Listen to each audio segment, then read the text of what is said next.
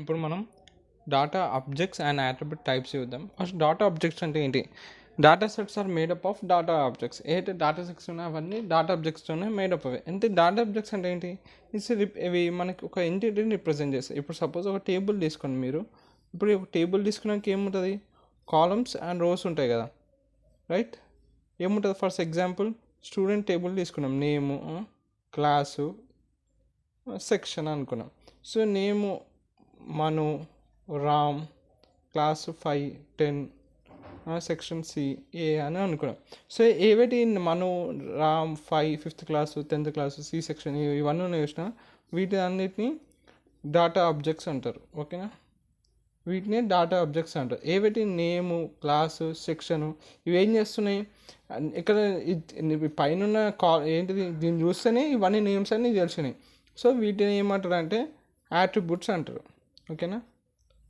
Attributes అంటారు. ఇవి attributes ఏం చెప్తున్నాయి?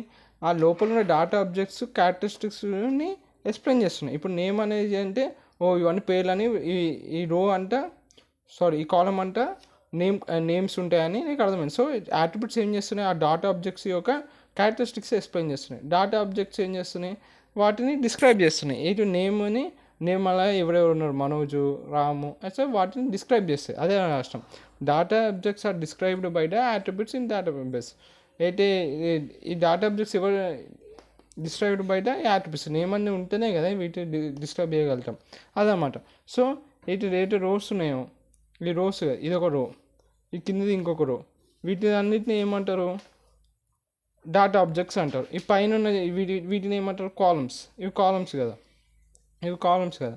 సో నేము, క్లాసు, సెక్షన్ ఇవన్నీ యాట్రిబ్యూట్స్ అంటారు. అర్థమైనా? ఇప్పుడు డాటా ఆబ్జెక్ట్స్కి యాట్రిబ్యూట్స్కి డిఫరెన్స్ నథింగ్. డాటా ఆబ్జెక్ట్స్ అంటే ఏం లేవు. ఈ రోస్ అన్నిటిని డాటా ఆబ్జెక్ట్స్ అనొచ్చు. మన టేబుల్ లోపల ఏవైతే మనం రాస్తామో ఎంటిటీస్, మనోజు, రాము, శశాంక్, క్లాస్ రాసినా 5th class, 10th class, sections, A section, B section.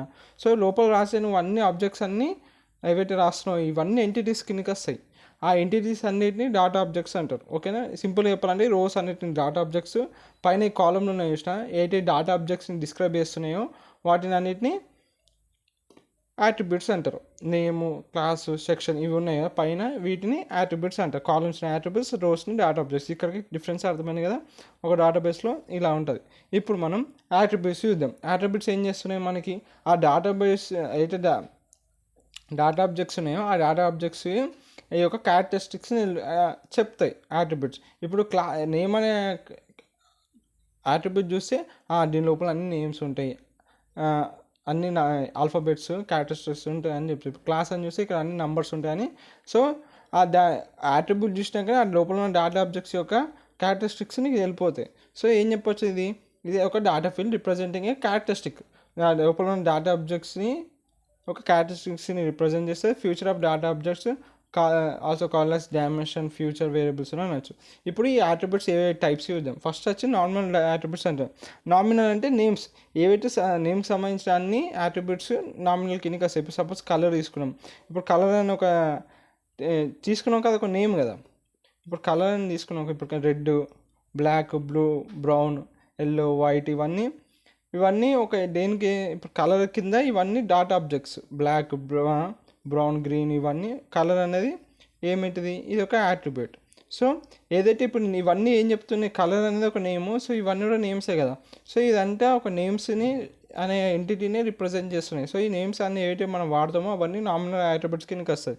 So each value represent some kind of category చెప్పొచ్చు, కోడ్ అనొచ్చు, స్టేట్. ఇప్పుడు సపోజ్ స్టేట్స్ అనుకో, తెలంగాణ, యూపీ, ఆంధ్రప్రదేశ్ ఇవన్నీ స్టేట్స్. సో ఈ స్టేట్ అనేది ఇవన్నీ నేమ్సే కదా. సో ఆంధ్రప్రదేశ్ అనే నంబరా, తెలంగాణ నంబరా? కాదు. సో ఏమిటి? నేమ్స్ అన్నిటినీ నామినల్ యాట్రిబ్యూట్ కిందకి వస్తుంది. సింపుల్. అంటే తర్వాత బైనరీ యాట్రిబ్యూట్స్ అంటే 0 or 1ని బైనరీ అంటారు. సో 2 కేటగిరీసే ఉంటాయి. నామినల్ యాట్రిబ్యూట్స్లో కేవలం 2 కేటగిరీ ఉంటుంది. ఆర్ స్టేట్స్ అని అనొచ్చు. 2 కేటగిరీ అని చెప్పినా కరెక్టే, 2 స్టేట్స్ అని అనొచ్చు. స్టేట్స్ అంటే ఏముంటుంది? బైనరీలో 0 or 1 ఉంటుంది. సో ఇప్పుడు బైనరీలో మళ్ళీ 2 సబ్ డివైడ్ అయినట్టు. ఫస్ట్ సిమెట్రిక్ బైనరీ, తర్వాత అసిమెట్రిక్ బైనరీ. సిమెట్రిక్ బైనరీలో ఆ అవుట్కమ్స్ అనేవి 2 ఈక్వల్లీ ఇంపార్టెంట్ ఉంటాయి. ఇప్పుడు సపోజ్ ఒక జెండర్లో ఛాన్సెస్ ఏముంటాయి? 50% మేల్, 50% ఫీమేల్ ఉంటాయి. సో ఇది ఇక్కడ అవుట్కమ్స్ అనేది ఈక్వల్లీ లైక్లీ ఉంది. వేరే అసిమెట్రిక్ బైనరీలో అవుట్కమ్స్ అనేది నాట్ ఈక్వల్లీ లైక్లీ ఉండదు, అంటే నాట్ ఇంపార్టెంట్. ఇప్పుడు సపోజ్ ఇప్పుడు ఏదైనా బ్లడ్ టెస్ట్ చేసుకోవడానికి పోయాను, సంథింగ్ మీకు ఏదో డిసీజ్ వచ్చినా పోయి బ్లడ్ టెస్ట్ చేసుకోవడానికి పోయాను. సో ఆ డిసీజ్ ఉంటే పాజిటివ్ రిపోర్ట్ వస్తుంది, లేకపోతే నెగిటివ్ రిపోర్ట్ వస్తుంది. సో ఈ పాజిటివ్ అనే నెగిటివ్ అనేది మనకి ఒక డిసీజ్ మనం చాలా ఉన్నామనుకో ఏమంటుంది, పాజిటివ్ వచ్చే ఛాన్సెస్ కొంచెం ఎక్కువ ఉంటాయి, నెగిటివ్ వచ్చే ఛాన్సెస్ తక్కువ ఉంటాయి. సో ఈ రెండు 50% అని మనం చెప్పలేము, 50-50 ఛాన్సెస్ అని చెప్పలేము. సో ఇక్కడ ఏమవచ్చు, 75% రావచ్చు పాజిటివ్, నెగిటివ్ 25% రావచ్చు. సో ఎప్పుడైతే అవుట్కమ్స్ రెండు ఈక్వల్గా డిపెండ్ అయ్యి ఉండకపోతే ఒకటి ఇంకో దానిపైన, ఒకటి ఎక్కువ ఉంది ఒకటి తక్కువ ఉన్నాక అవుట్కమ్స్, అది అసిమెట్రిక్ బైనరీ కిందకి వస్తుంది. ఎప్పుడైతే అవుట్కమ్స్ రెండు ఈక్వల్ ఉన్నాకో, లైక్ మేల్ ఫీమేల్ ఒక జెండర్ కేటగిరీ కింద, సో ఇది సిమెట్రిక్, ఇది అసిమెట్రిక్. ఎప్పుడైతే అవుట్కమ్స్ నాట్ ఇది బైనరీ కింద, ఈ రెండు బైనరీ యాట్రిబ్యూట్స్ కింద అసిమెట్రిక్ సిమెట్రిక్ వచ్చేస్తుంది. తర్వాత ఇప్పుడు ఆర్డినల్ యాట్రిబ్యూట్స్ అంటే values have a meaningful order ranking, but magnitude between successive values is not known. ఇప్పుడు సపోజ్ మీరు ఒక మెక్డానల్డ్స్ సంథింగ్ పోయి మీరు ఒక పిజ్జా ఆర్డర్ పెట్టచ్చు. Pizza small size pizza, medium size pizza, large size pizza అని. So ఇది ఒక రౌండ్ అనుకున్నాం, 40 cm, ఇది ఒక 60 cm, ఇది ఒక 80 cm ఉన్నది అనుకున్నాం, ఆర్ 90 cm ఉన్నది అనుకున్నాం. అయితే మీకు ఇది నువ్వు స్మాల్ సైజ్ పిజ్జా పెడితే దీని సైజు 40 cm అని నీకు తెలుసా? తెలియదు. వాడు ఎంత పెట్టుకుంటుందో అంటుంటుంది. మీడియం సైజ్కి 20 పెరగచ్చు, 30 పెరగచ్చు. ఇక్కడ ఒక 75 ఉండొచ్చు మీడియంకి, ఇక్కడ 100 ఉండొచ్చు లార్జ్కి. సో నీకు ఈ ఏటి సక్సెసివ్ వాల్యూస్ ఉన్నాయో స్మాల్కి, మీడియంకి, లార్జ్కి నీకు తెలియదు. సో ఏమని చెప్తావు, ranking first rank, second rank, third rank అని చెప్పేస్తాం. సో ఏదైతే ర్యాంకింగ్ కానీ ఒక ఆర్డర్ ఉన్నాకో ఆ ఆర్డర్ మిడిల్లో సక్సెసివ్ నీకు తెలియకపోయినా ఒక ఆర్డర్లు ఉంటే చాలు, అవన్నీ ఆర్డర్ కిందకి వస్తుందంట. ఒక మీనింగ్ఫుల్ ఆర్డర్లు ఉండదు, ఇప్పుడు ర్యాంకింగ్ పరంగానే ఉండాలి. ఇప్పుడు స్మాల్, మీడియం, లార్జ్ ఇది ఒక ఆర్డర్లో ఉంది. కానీ నీకు ఈ మిడిల్లో సక్సెస్ నీకేమని తెలుసా, 40 cm, 70 నీకు తెలియదు. ఏమని చెప్తావు, స్మాల్ అని చెప్తావు, మీడియం అని చెప్తావు, లార్జ్ అని చెప్తావు అంతే. సో ఒక ర్యాంకింగ్ ఆర్ ఆర్డర్ వేలో ఉంటుంది, అది ఆర్డినల్ ఆట్రిబ్యూట్ కిందకి వస్తుంది. తర్వాత న్యూమరిక్ అంటే లైక్ న్యూమరిక్ వాల్యూస్. ఇప్పటికి మనం డిస్కస్ చేసిన ఈ మూడు డిస్కస్ చేసినాం. ఫస్ట్ ఏంటిది, నామినల్, తర్వాత బైనరీలో రెండు ఉంటాయి, సిమెట్రిక్, అసిమెట్రిక్. ఓకేనా? Last ordinal.